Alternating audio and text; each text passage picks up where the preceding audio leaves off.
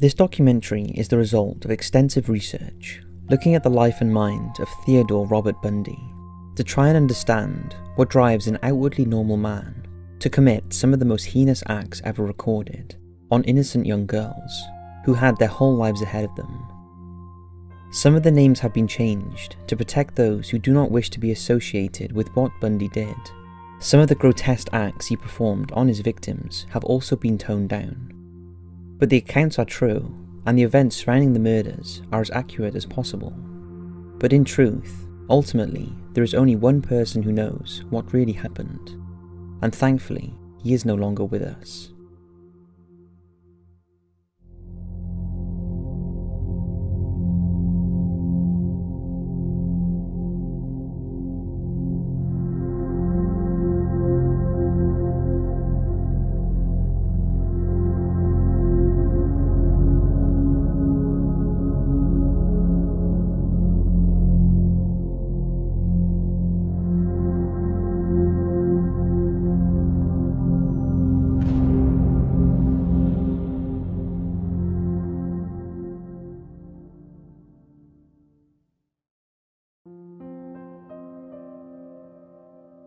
Theodore Robert Cowell was born in Burlington, Vermont on the 24th of November 1946. His mother Louise was unmarried, and her pregnancy was the result of a fling with a sailor called Jack Worthington, who abandoned her once he learned of her condition. In 1946, it was not considered acceptable to bear a child out of wedlock, and Louise opted to give birth in the Elizabeth Lund Home for Unwed Mothers. The delivery was uneventful, and Ted was a normal, healthy baby. Soon after birth, Louise returned to her family in Philadelphia, who, despite the stigma at the time, welcomed her and her baby back into their home.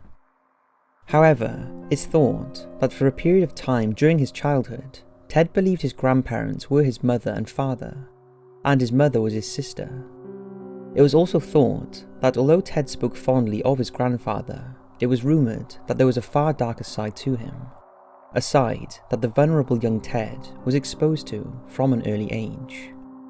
His grandfather had a violent temper that often culminated in physical violence, and was known to be abusive to animals. He also had a disturbing collection of pornography that young Ted had discovered and viewed from a very young age. Family members remember that Ted displayed some very unusual behaviours even as a young child.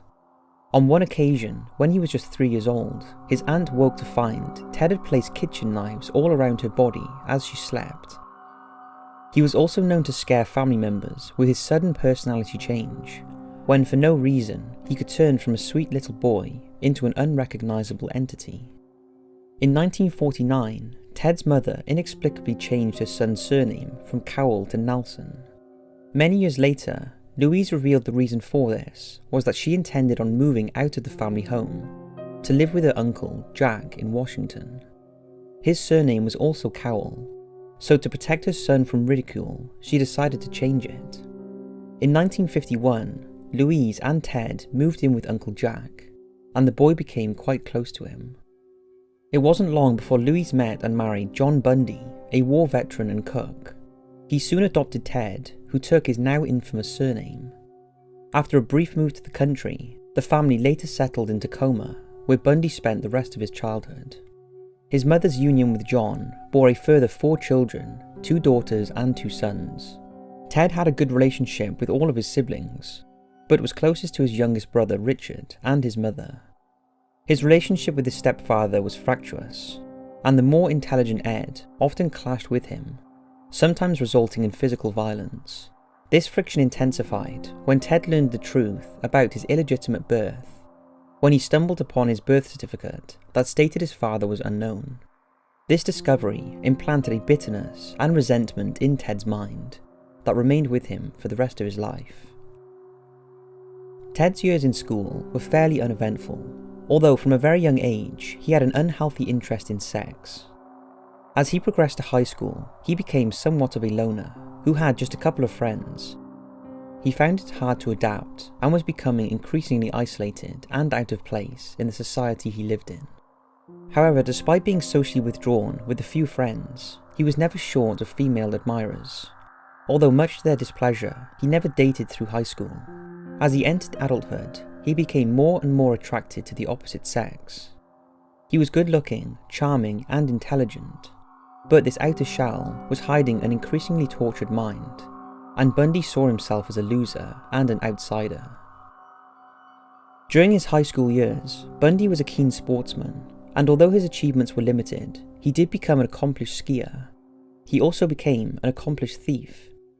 And as money was tight in the family, he would regularly steal things he needed, in particular his skiing equipment.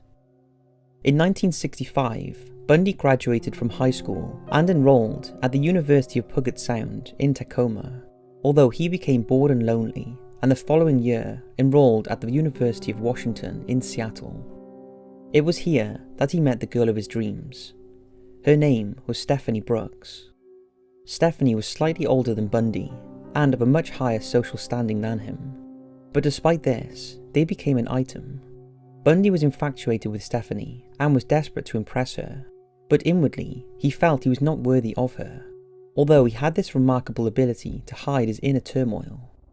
Stephanie finally ended the relationship in 1968, and this is when Bundy's already fractured mind began to unravel. He decided to leave Seattle and university, telling family members the memories were too painful and he needed to get away. Bundy left Washington State in the winter of 1968 and headed to San Francisco, before flying to Denver to ski, and then Philadelphia to visit family. He later returned to Seattle to try and piece his life back together. But by now, the breakup had taken an irretrievable toll, and Bundy's mask of charm and respectability was hiding a very disturbed character. On his return to Seattle, Bundy worked a couple of jobs, first in a Safeway store, then in a hotel washing pots, a job he left under a cloud due to allegations of stealing. Then, after a chance meeting with an old friend, he started working for Art Felcher, a city councilman who was campaigning to be nominated for the Republican lieutenant governor. He worked hard and was liked by everyone. However, similar to other stages in his life, he found it difficult to form any real friendships. When Fletcher lost his bid to be lieutenant governor, it was a crashing blow to Bundy, who had aspirations of becoming more involved in political life. By now, Bundy's inner monster was beginning to surface, and he had become a prolific peeping Tom, creeping around at night, spying on unsuspecting women. He also had an extreme obsession with violent pornography. With his political ambitions hampered, Bundy decided to return to education, and in January 1969, he enrolled at Temple University in Philadelphia. By now, the dark thoughts in his mind were out of control, and he was getting increasingly drawn to act out his desire to abduct and rape a woman. It's uncertain whether he did murder any women in Philadelphia, although many believe it's likely he did. Bundy did not settle in Philadelphia, and after just a few months returned to Washington State and rented a small apartment in Seattle from Ernest and Frida Rogers, who, like everyone else who met him, viewed Ted as a model tenant, polite, helpful, and never rowdy. Bundy settled in Seattle and worked at a sawmill, and then as a messenger. In the autumn of 1969, he met a woman who was to remain in his life for the next 6 years. Her name was Liz Clover, and although Bundy craved a normal relationship, and Liz became very important to him, throughout their time together, he secretly dated many other women. Initially, Liz rejected the intoxicated Bundy's advances, but after seeing him with another woman, she gave in to his good looks, dapper dress, and charm, and the two hit it off immediately. Although some of what Bundy told her about his life was a lie, as by this time, Bundy had become a compulsive liar. Liz was intrigued by Bundy and his unusual accent, said to be much closer to an Englishman than an American. Liz had a younger daughter from a previous marriage, and Bundy soon embraced his new family and thought he had found the normalness he craved. However, something stronger was still festering in his psychopathic mind, and despite this newfound connection, these heinous thoughts were still very much alive. Over the next few months, Ted and Liz's relationship grew, and they were both introduced to their respective families, who were pleased with the union. And although not officially living together, Ted spent most of his time at Liz's apartment. Liz, who was completely hooked, even helped to fund his return to university. and in the spring of 1970, Bundy again enrolled at the University of Washington and ironically declared his major in psychology. He also started working as a delivery driver for medical supplies, some of which he would steal and use in a grotesque way on his murder victims. Despite this newfound stability in his life, Bundy was still a masterful peeping Tom who stalked and spied on women at night for sexual gratification. And all the while, his fantasy of abducting and murdering a pretty young girl was getting stronger and stronger.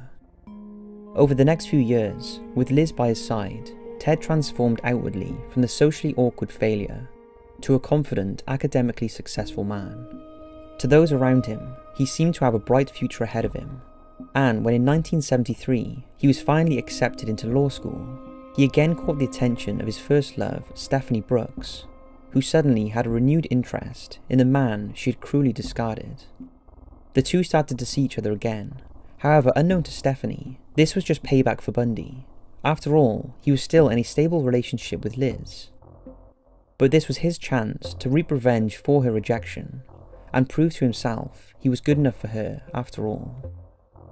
Bundy did this by courting the unsuspected Stephanie and asking her to marry him, an offer she willingly accepted. Yet he had no intention of marrying her, and not long after he dumped her.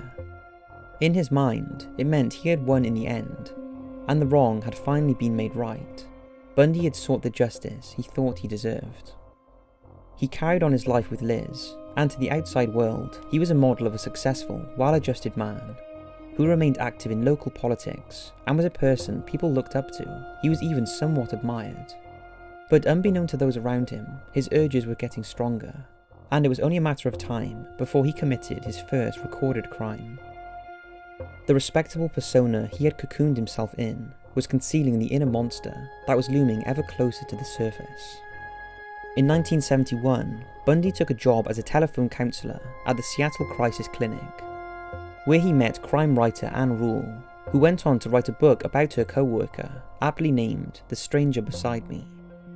In 1972, Bundy graduated with a degree in psychology. He then took a job at the Harborview Mental Health Center. This job did not work out as he was not considered capable of being emotionally responsive to the needs of the patients. He also had a brief relationship with one of his co-workers, a woman it would later transpire had a lucky escape, as during their outings he used to drive her to remote rural locations. It was also one of the few girls that Bundy admitted to Liz in their brief separation. Ted struggled with this separation and finally pleaded with Liz to take him back, declaring his love for her. Liz, who was hopelessly in love with Bundy, forgave him and the couple were reunited.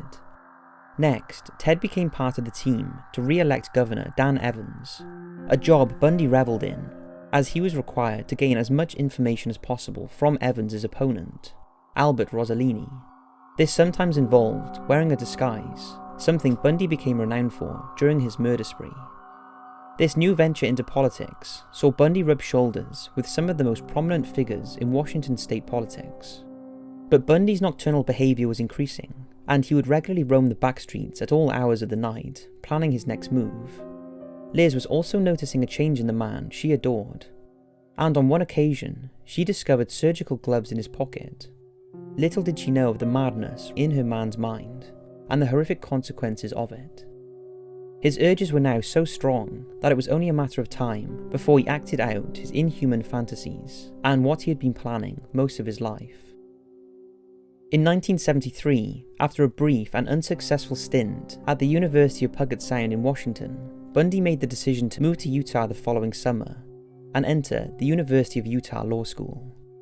But by the end of 1973, and with the new year looming, Bundy's mind was focused and set. He was about to ignite a wave of terror unlike any other, as he finally unleashed his sadistic thoughts and made them a reality, meaning no woman within his reach was safe. In January 1974, during one of his night stalks, Bundy entered the apartment of 18-year-old University of Washington student Karen Sparks. He bludgeoned the sleeping woman using a metal rod from under her bed frame. He then carried out a horrific sexual assault on the unconscious Karen, causing appalling internal injuries. Remarkably, she survived, despite being unconscious for several days, but she was left with permanent disabilities. To spare her life was not Bundy's intention, and he would make sure that next time he was more thorough. This attack is thought to have been the trigger for the heinous events that followed, and kick-started the raging sadistic fantasies that had been festering in Bundy's mind for most of his life. On the 31st of January 1974, 21-year-old student Linda Ann Healy was out enjoying a drink with friends at a local nightclub popular with students. At around 9:20 p.m, she walked home with friends to the house she shared with 4 others in the University District of 5517 12th Street. There she settled in with her housemates and watched TV, then phoned her boyfriend before retiring to her bedroom in the basement.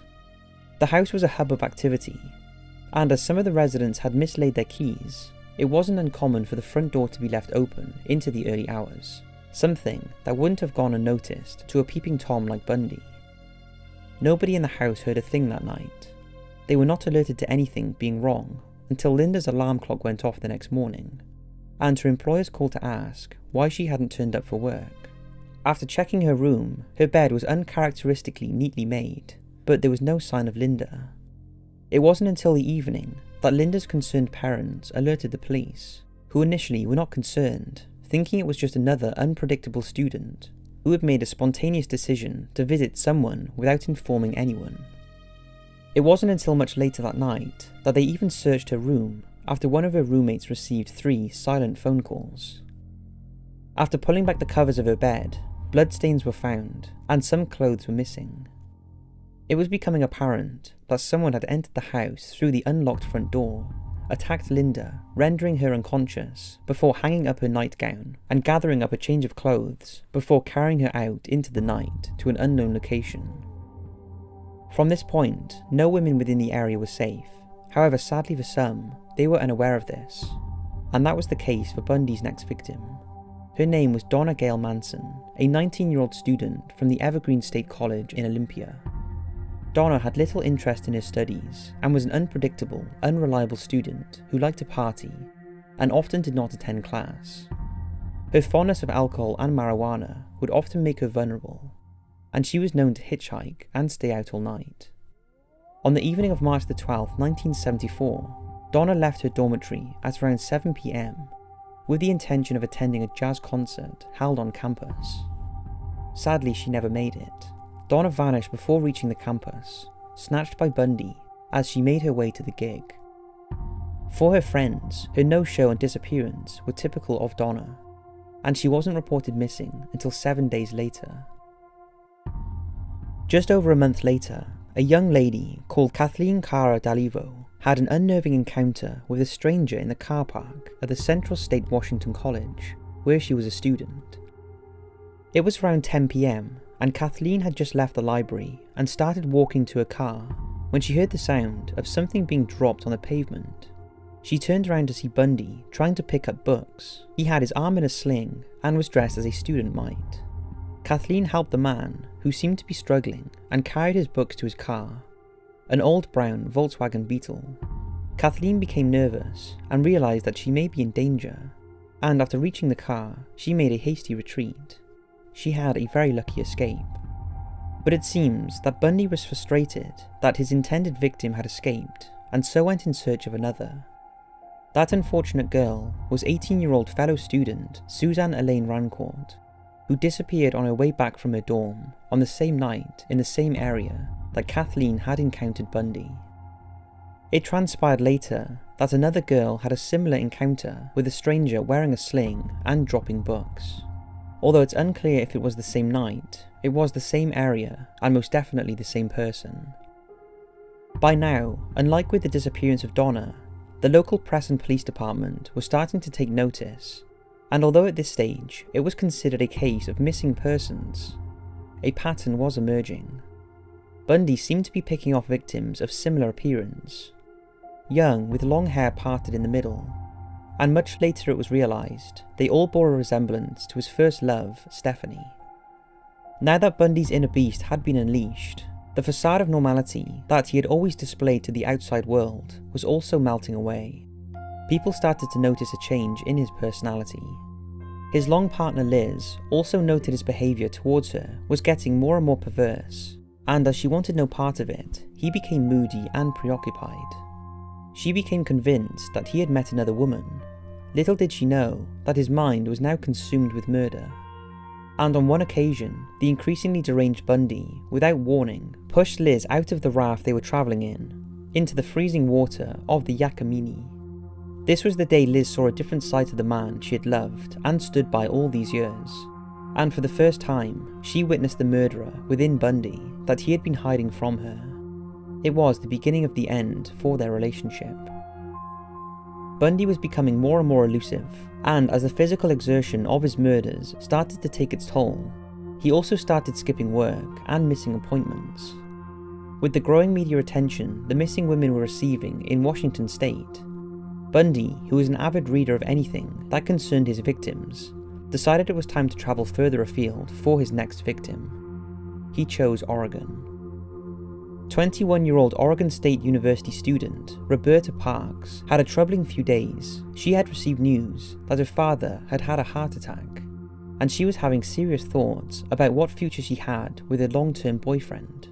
This, coupled with her increasing unhappiness with the direction of her life was going, left her feeling uncertain and a little depressed about her future.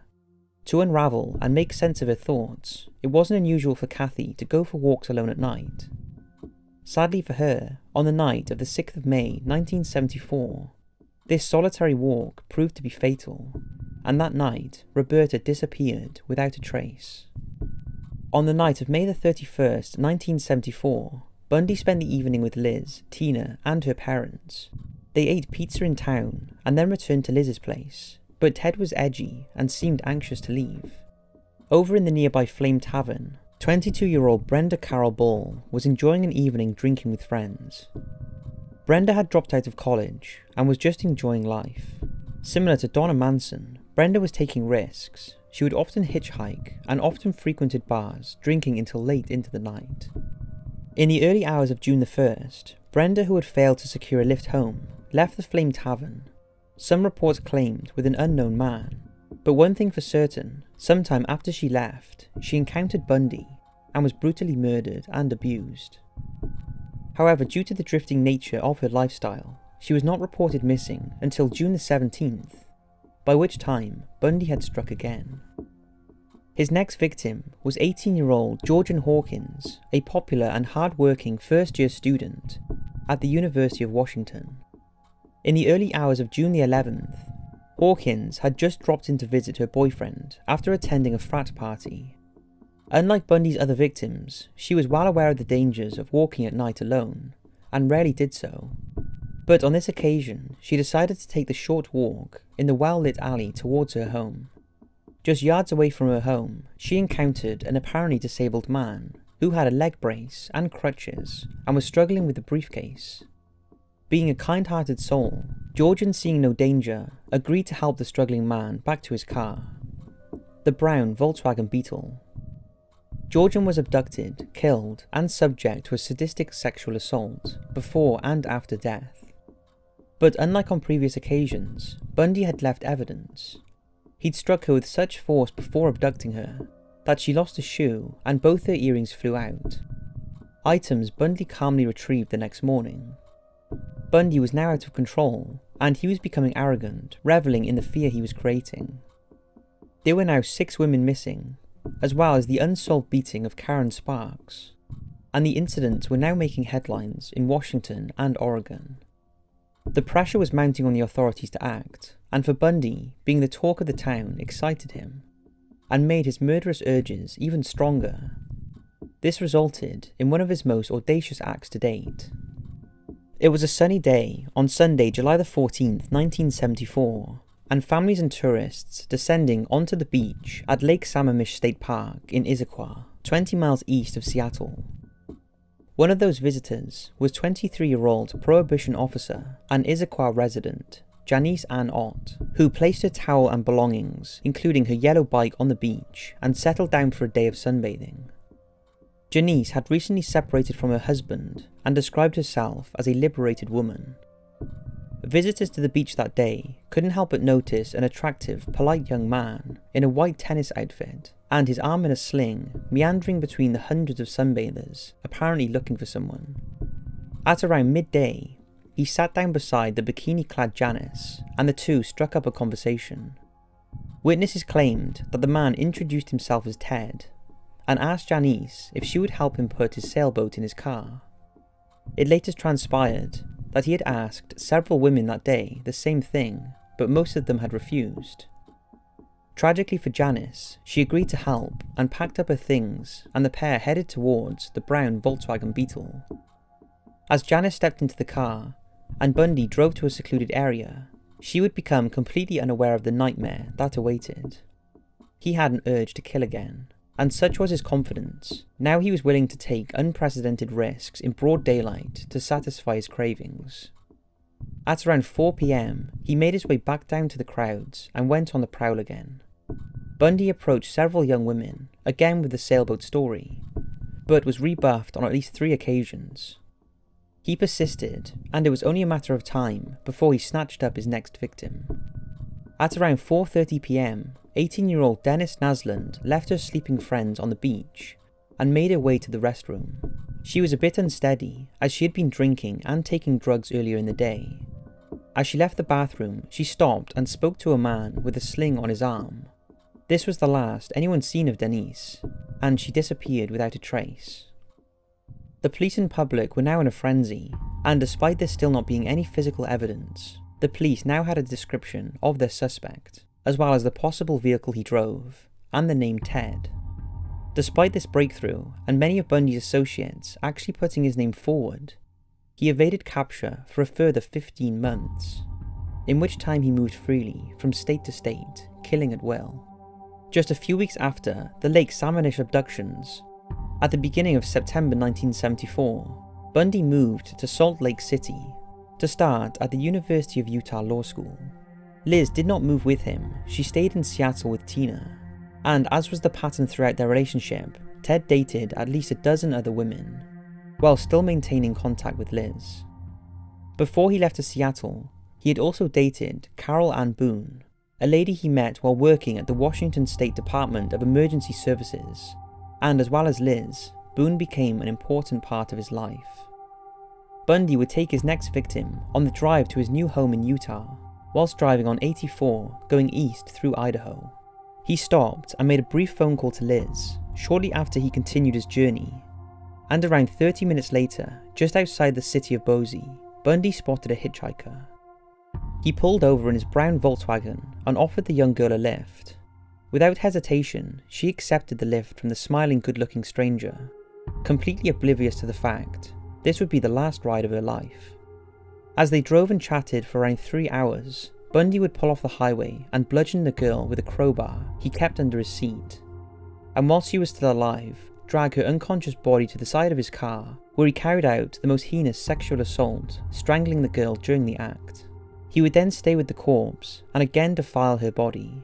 He then threw her body and her clothes in the river and burnt her ID. This poor young lady was never identified, and her remains were never recovered. After the killing, Bundy proceeded calmly on his way. He finally arrived in Salt Lake City in the early hours of September 3rd, 1974. His intentions was to replicate in Utah what he had started in Washington State. But the net was closing in, and just 5 days after Bundy arrived in Utah, 2 of his victims' bodies were found, those of Denise Naslund and Janice Ott, along with a third set of unidentified human bones. Their remains were discovered by a hunter in a secluded area less than 10 miles from Sammamish State Park. The discoveries confirmed the worst fears of the police and the community. The missing girls were now murder victims, and there was a serial madman living amongst them. The man in charge of solving these heinous crimes was Detective Robert Cowell. After settling into his new home in Salt Lake City, Bundy became a hit with his new neighbours, although he didn't settle into universities quite as well, and was sporadic in his attendance. He later confessed he found the classes completely incomprehensible and a great disappointment. Between the 20th of September and the 8th of November 1974, Bundy would abduct and murder at least 4 women. He was now far away from the frenzied investigation in Washington state and was free to fulfill the most desirable thing in his life, the need to commit murder. The first known murder during this period was on October the 2nd, when Bundy abducted 16-year-old Nancy Wilcox from a suburb in Salt Lake City. He dragged her into a wooded area where he assaulted and strangled her, before burying her 200 miles away somewhere near Capitol Reef National Park, although her remains have never been found. His next victim was 17-year-old Melissa Smith, who disappeared on October the 18th after leaving a pizza parlour. Melissa was the daughter of a local police chief, and her body was found 9 days after her abduction in a mountainous area close to where she had been last seen. Less than 2 weeks later, 17-year-old Lehigh Emmy also went missing, and her body was found 9 miles away in American Fork Canyon. Both women had been beaten and subject to vile rapes before being strangled with nylon stockings. However, unlike some of his other victims, it was thought likely Bundy kept these two alive, most likely unconscious, and used their lifeless bodies as playthings for his own sexual gratification, possibly taking them back to his apartment until he finally finished them off and dumped their bodies. Bundy seemed to be pushing the boundaries even further in his relentless pursuit of his euphoria, and it was thought that both Lehigh and Melissa had been washed and had makeup and nail polish applied to them by Bundy, either pre or post-mortem. The final known victim during this 6-week killing spree was 17-year-old Deborah Kent, a student at Viewmont High School in Bountiful.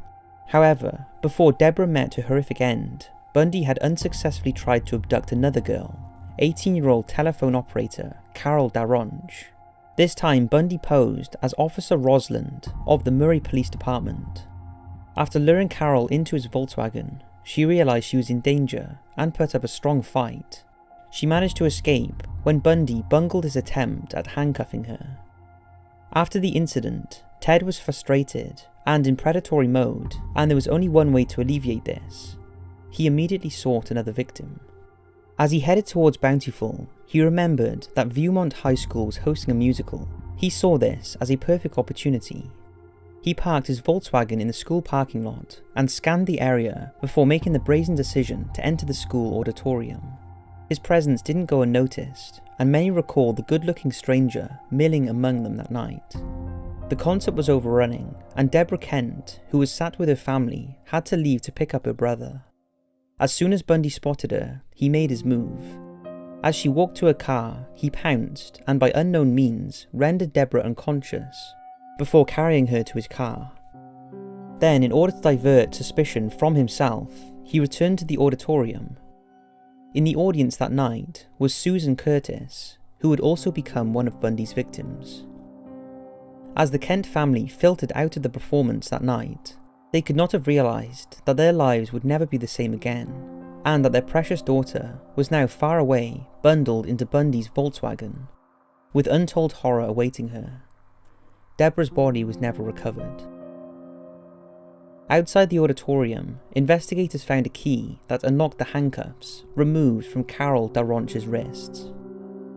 Back in Seattle, Bundy's girlfriend Liz read an article about the young women that were disappearing in the towns surrounding Salt Lake City. When details of the Samish Lake murders were released, Liz contacted King County Police and relayed her suspicions about the man she loved. But at that time, no credible evidence linked him to the Utah crimes or the Samish Lake incidents. But just as Washington State was living in fear, so now was Utah. The entire population of both areas were looking over their shoulder in a constant state of nervousness and dread as to who would be the next victim. This was something Bundy took great pleasure in, and he scrolled the newspapers for the next installment of his murderous reign. 1975 wasn't going to be a good one for Bundy, as suspicion was growing, though this did not suppress his burning desire to kill. At the start of the year, Bundy briefly returned to Seattle to spend the week with Liz, but despite her suspicions, she made no reference to the killings, or the fact that she had now reported him to police on 3 separate occasions. But by this time, Liz was becoming more and more convinced in her mind that the man she loved was a brutal serial killer. She desperately wanted to believe he wasn't, and she methodically went through the dates of the killings, comparing them to Bundy's movements on those days and the phone calls to her. This gave her some reassurance, as on most of these days, she recalls Bundy had seemed normal. So surely if he had been out killing young girls and committing heinous acts of necrophilia, there would be some clues in his demeanour, on the many phone calls he had made to her. But this was Ted Bundy. He was not normal. He was a sociopath who would flick a switch in his mind, turning from monster to charming young man in a matter of hours. When Bundy returned to Salt Lake City after his week with Liz, he decided he would need to travel further afield for his next victims. Utah State was getting too risky. He'd created a reign of terror throughout the state, and it was time to move on. He chose Colorado. After all, he was an accomplished skier, and he would blend in nicely with the community there, a community who would only barely be aware of the killings in Washington and Utah. In January 1975, 23-year-old nurse Karen Aline Campbell arrived at Wildwood Inn in Snowmass Village near Aspen, Colorado, with her boyfriend Raymond and his children. He had come to attend a medical conference, and Karen was going to spend her day skiing with the kids. On the evening of the 12th of January, Karen left the lobby of the Wildwood Inn to go to her room to get a magazine. Her boyfriend and the children stayed downstairs. She took the elevator to her second-floor room, but she never made it. As she stepped out of the elevator, Bundy was waiting. Karen's frozen, naked, partially eaten body was found over a month later, 2.5 miles away from the south side of Owl Creek Road. She had extensive injuries to her head, face, and neck, consistent with being struck with a blunt instrument. For the next couple of months, Bundy returned to his studies in Utah, although as usual, his attendance was irregular. For the police, an important discovery was made when on March 1st, 1975, 2 forestry students stumbled upon a macabre scene on the slopes of Taylor Mountain. After police did an extensive search of the area, the full horror of Bundy's crimes emerged. The heads of Linda Healy, Kathy Parks, Susan Rancourt, and Brenda Ball were discovered. All of the upper teeth of Kathy Parks were missing, and Susan Rancourt's hair was found detached from her head, and part of Brenda Ball's skull was missing. These discoveries were horrific, and for the families of the missing, quashed any hope of finding their loved ones alive. It was also apparent that Bundy had used this place as a dumping ground for heads, and in some cases had travelled a considerable distance to this location. The question was, where were the rest of the remains? Only Bundy knew that, and he was not in any hurry to reveal it. After all, in his mind, he still had work to do. On March the 14th, Bundy left his apartment in Utah, and again headed to Colorado. The long scenic drive ahead gave him time to think and plan his next move, as his homicidal cravings grew stronger. The calendar had ticked over to the 15th when Bundy arrived in his Volkswagen at the small village of Vail in Colorado. At around 9 p.m. that evening, 26-year-old part-time ski instructor Julie Cunningham left her apartment to take the short walk to a nearby tavern, where she was due to meet friends. En route, she encountered a man walking with crutches and struggling with his ski equipment. He asked the young lady for help getting to his car, and Julie willingly agreed. She was never seen alive again.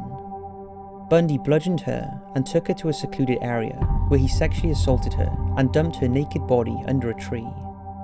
Bundy later admitted he drove back to the dead body on more than one occasion in the following days and committed necrophilia before finally burying her. Her body was never found.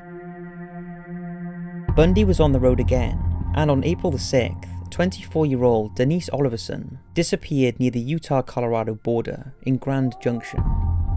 Denise had had an argument with her boyfriend and had decided to ride a yellow bike over to her parents' house. Somewhere en route, Bundy abducted her, killed her, and dumped her body in the Colorado River. It's unclear if Bundy was disrupted or thought it was too risky, as it was unusual for him to dump a body this way, as he liked to return to the corpse later. Her body was never recovered, but her bike and sandals were. On his return to Salt Lake City, Bundy remembered to send Liz flowers for her 30th birthday. Although this thoughtful gesture did nothing to alleviate the growing fear and confusion in Liz's mind that her lover was potentially a sadistic serial killer. However, despite reporting her concerns again to the police, they seemed no closer to apprehending him, even though he was on their list of 100 suspects.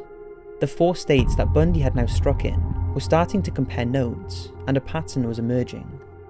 It was their belief that it was possible that a single perpetrator was responsible for all of the known murders and disappearances. At the beginning of May, Ted was on the hunt again. This time he headed north, towards Idaho. By his standards, quite a short run of around 160 miles. He checked into a Holiday Inn close to Idaho State University, and for the first time since his killing spree, he was actually confronted by a man when he was caught entering a female dormitory. When he was unable to confirm his identity, he was asked to leave. The first night in this area was a frustrating one for Bundy, and he returned to his hotel room, dejected at his inability to track down a victim. This was very bad news for 12-year-old Lynette Culver, as the next day, in a complete change of tactics for Bundy, he got into his Volkswagen and started prowling the streets when he came across a group of schoolchildren on lunch break. Bundy parked his car close to the school and got into a conversation with Lynette, who, for whatever reason, got into the passenger seat of his car. Bundy then drove her back to the Holiday Inn and drowned her in the bathtub. He was now not only an unrelenting killer of women, he was also a paedophile and child murderer. Bundy dumped her body in a river north of the area the next day. Bundy returned to his life in Utah, and in the middle of that month, he had a visitor from his old job in Washington State. These included Carol Ann Boone. They all stayed in Bundy's apartment for the week. A few weeks after they left, Bundy made a surprise visit to Liz, who was as usual delighted to see him. It's thought they even discussed marriage, even though Liz still had deep-seated fears that he was involved in the killings. Similarly, Bundy never disclosed the fact that he was still having an ongoing relationship with Carol Boone. By the end of June, he craved another dead body. As with his previous victim, he chose a child. Her name was Susan Curtis, a young girl who had been in the audience the night Bundy abducted Deborah Jean Kent from Viewmont High School in Bountiful. On June the 27th, 15-year-old Susan vanished from the campus of Brigham Young University in Provo. As she walked alone, Bundy emerged from the darkness, luring her to her death. Her body was never recovered. In the months that followed, a young girl from Golden, Colorado, named Shelley Robertson went missing, along with 23-year-old Nancy Bayard, who disappeared from her place of work. Although Bundy did not admit to the killing of these 2 girls, it's entirely plausible he was responsible, as he was known to frequent both these places. Shelley's decomposed body was found in an old mine shaft 40 miles west of Golden, and Nancy has never been located. Meanwhile, back in Washington State, investigators were analysing the many leads that they had compiled, and out of the thousands of names put forward, one that was consistently matching was Theodore Robert Bundy. In the early hours of August the 16th, 1975, Bundy was parked up smoking weed in his Volkswagen. He had spent the night cruising around, most likely in search of a girl. The blinding lights of Sergeant Bob Hayward's patrol car were about to startle him, and in an uncharacteristic lapse of judgment, Bundy decided to take off, closely pursued by Hayward. Eventually Bundy surrendered and prepared himself to go on the charm offensive. This was the moment that Bundy's murderous world started to implode. For the first time, he had become the hunted rather than the hunter. Bundy was arrested that night for evading an officer and being in possession of burglary tools. Handcuffs were also found in the boot, which were in fact part of his murderous toolkit, containing a ski mask, pantyhose, a crowbar, handcuffs, bags, rope, an ice pick, and other items. After being booked, Bundy was released on his own recognizance. His murder bag was seized and kept as evidence. This was to be the beginning of the end. By now, Bundy had risen to the top of the suspect list, and as the various states started talking, all of the dots were starting to join up. On August the 21st, 1975, Bundy was arrested at his home in Utah and taken to the police station. He was questioned at length about the contents of the bag, but even the officer found it hard to believe that the nice guy presented to them could possibly be anything other than just that. But his demeanour was about to change, and the ever-confident Bundy was about to make mistakes in his recollection of events, and his lifetime of lies were about to unravel. Officers searched his home and found a guide to Colorado ski resorts and a brochure advertising the Viewmont High School play in Bountiful, but nothing sufficiently incriminating to hold him any longer, and after photographing his car, he was again released. But all the pieces were now coming together as officers from the 3 states where Bundy had committed crimes compared notes. Bob in Seattle, Mike Fisher in Aspen, and Jerry Thompson in Salt Lake City. And now, what was once 3 separate investigations was one. Crucial pieces of evidence were going to seal the deal, and it would come from one that got away, Carol DeRonch. After she was shown photos of the Volkswagen Beetle and a mugshot of Bundy, Carol thought it was the man posing as Officer Rosland on that terrifying day back in 1974. More importantly, she also agreed to attend a lineup. Shortly after his release, Bundy sold his Volkswagen Beetle to a teenager, but the vehicle was impounded by the police, dismantled and searched, and despite Bundy being obsessive about cleaning the car, they were able to retrieve hair matching samples obtained from Karen Campbell, Melissa Smith and Carol DeRonch. On October 2nd, 1975, Bundy was put in a lineup and was immediately identified by DeRonch as the man who tried to abduct her. He was also picked out by witnesses from Bountiful, who recognised him as the unknown stranger lurking around the Viewmont School auditorium on the night Deborah Kent disappeared. Despite there being insufficient evidence to link him to Deborah's murder at the time, there was more than enough to charge him for the attempted abduction of DeRonch.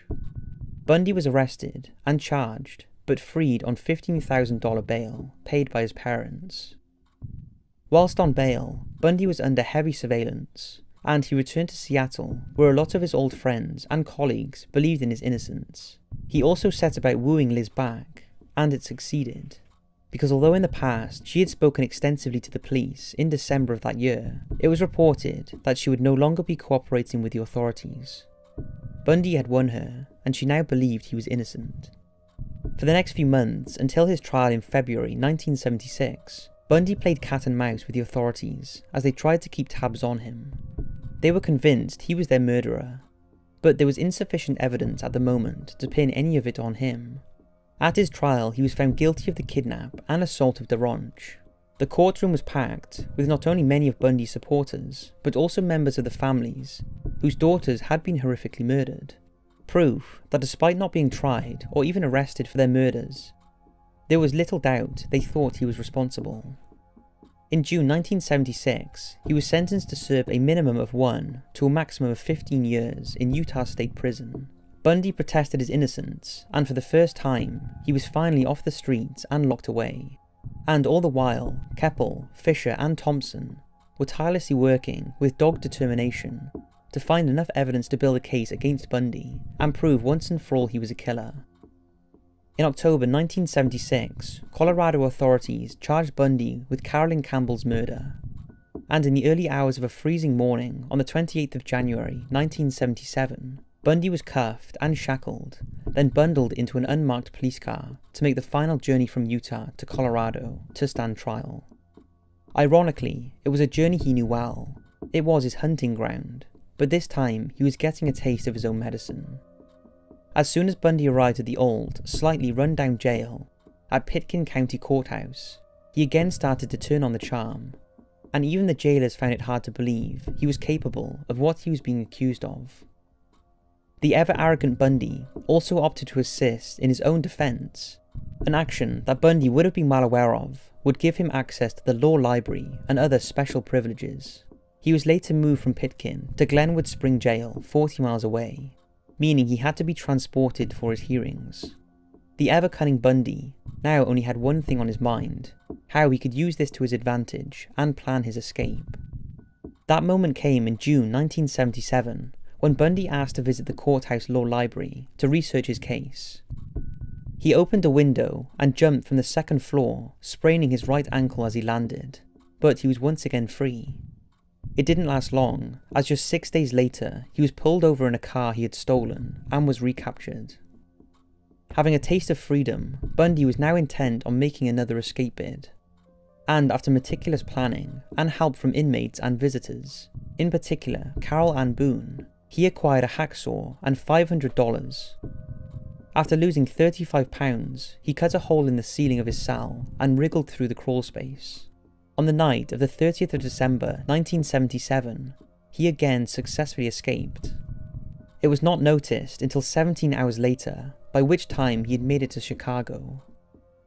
In a shocking twist, the madman was at large again, and he had one thing on his mind.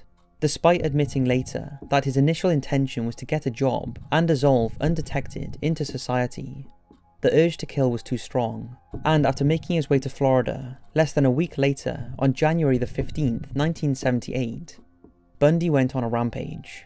He entered Florida State University's Chi Omega sorority house through a rear door with a faulty lock. He then proceeded to bludgeon 21-year-old Margaret Bowman before choking her with a nylon stocking. He then entered the bedroom of 20-year-old Lisa Levy and beat her unconscious, then sexually assaulted her. In an adjoining bedroom, he attacked Kathy Kleiner, breaking her jaw, then moved on to Karen Chandler. These frenzied attacks took place in the space of just 15 minutes. After leaving the house, Bundy broke into an apartment 8 blocks away and attacked student Cheryl Thomas, causing extensive head injuries. She was left with permanent deafness.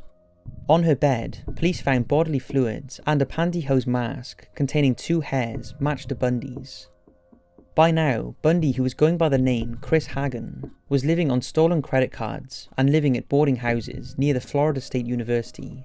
He was also on the FBI list of the 10 most wanted people. Just a few weeks later, Bundy stole a van and drove 100 miles to Jacksonville, where he approached 14-year-old Leslie Parmenter in a parking lot. She had a lucky escape, as Bundy retreated when Leslie's older brother arrived. But this left Bundy frustrated, and that afternoon, he drove 60 miles to Lake City, where he stayed the night. The next morning, 12-year-old Kimberly Leach disappeared from her school. 7 weeks later, after an extensive search, her partially mummified remains were found in a pig shed 35 miles away. Just a few days later, Bundy, aware that the police were on his tail, stole a car and headed west across the Florida Panhandle. 3 days later, at around 1 a.m, he was stopped by a police officer, David Lee. After a struggle, Bundy was finally apprehended. In his stolen vehicle were 3 sets of IDs belonging to female FSU students and 21 stolen credit cards. At the time, Lee was unaware that he had captured one of the most wanted fugitives in America. He recalls that while driving Bundy to the police station, he said, "I wish you had killed me." Bundy knew it was over for him, and although he kept the pretense of false identity, it was only a matter of time before he was unmasked. But the ever-manipulator would only reveal his true identity on his terms, and that included negotiating the use of a telephone for a 2-hour period. He used part of that time to call Liz, and he warned her when the news broke it was going to be big. In the subsequent calls to Liz, he also explained his actions as a sickness he couldn't control. She realised at this point that her suspicion had been correct all along. Bundy was charged and stood trial in Miami for the Chi Omega homicides and assaults. The trial was front-page news and was the first trial that was televised nationally in the US. But as in previous hearings, Bundy wanted control and insisted on handling his own defence. This was a fatal mistake. After all, he was in Florida now, and he was facing a death sentence. In a bizarre move, Bundy rejected a plea bargain that would have him plead guilty in return for a 75-year prison sentence. Instead, he chose to go on trial. However, the evidence was overwhelming, and the jury deliberated for less than 7 hours before convicting him on July the 24th, 1979, of the murders of Margaret Bowman and Lisa Levy. All 3 counts of attempted first-degree murder of Kathy Klein, Karen Chandler, and Cheryl Thomas, as well as 2 counts of burglary. Trial judge Edward Cowart imposed death sentences for the murder convictions. But Bundy, despite knowing he had murdered at least 36 innocent women, refused to show any remorse or acknowledge his guilt, telling Judge Cowart, "I find it somewhat absurd to ask for mercy for something I did not do." so I will be tortured for, and suffer for, and receive the pain for the act, but I will not share the burden of guilt. Judge Coward then proceeded to sentence Bundy to death by electric chair. Bundy would now fight for his life, just like his poor terrified victims. But ultimately, despite years of appeals, the outcome was inevitable. In 1980, a second trial took place in Orlando for the abduction and murder of Kimberly Leach. Bundy was again found guilty. On February the 9th, 1980, during the penalty phase of his trial, Bundy took advantage of an obscure Florida law, stating that a marriage declaration made in court in the presence of a judge constituted a legal marriage. Using this law, Bundy asked Carol Ann Boone to marry him. She was in the court testifying on his behalf. She readily accepted, and Bundy declared to the court that they were legally married. The next day, Bundy was sentenced to death by electrocution for the third time. As the sentence was announced, he reportedly stood and shouted, "Tell the jury they were wrong." In 1982, Boone gave birth to a daughter and named Bundy as the father. In the aftermath of his convictions, Bundy underwent multiple psychiatric examinations in an attempt to understand what makes a man commit such vile acts. But even the experts had a tough time trying to unravel the complex mind of Ted Bundy. He would often blame others for his actions, including his abusive grandfather, the fact that his true parentage was kept from him, and even the police, who he claimed planted evidence. He also blamed the media, TV, alcohol, pornography, and even his victims. In fact, he blamed everything and everybody except himself.